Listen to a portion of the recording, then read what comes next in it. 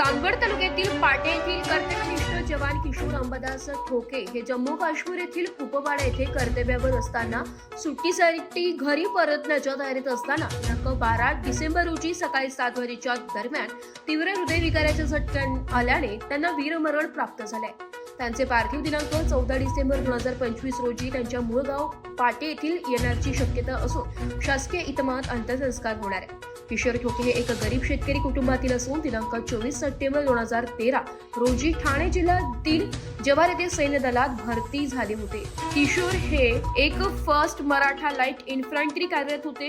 शहीद किशोर ठोके जम्मू काश्मीरच्या कुपवाडा जिल्ह्यातील हिमाचलच्या उंच धोकाते कोसळणाऱ्या पहाडावर कर्तव्यावर तैनात होते। तरी पत्नी वैशालीची प्रसूतीची तारीख जवळ आल्याने तिला दवाखान्यात नेण्यासाठी त्यांनी सुट्टी काढली होती। त्यासाठी तयारी करण्यासाठी पहाडावरून खाली उतरत होते। त्यातच त्यांना हृदयविकाराचा तीव्र झटका आल्याने ते खाली कोसळले। सोबत असलेल्या सैनिकांनी तातडीने दवाखान्यात नेले, परंतु त्यांना जागीच वीरमरण प्राप्त झाले होते। किशोरच्या घरी आई, 2 भाऊ, भाऊजाई, पत्नी, पुतणे असा परिवार आहे। त्यांच्या पार्थिवावर पाटे मूळ गावी शासकीय इतमामात अंत्यसंस्कार होणार आहे।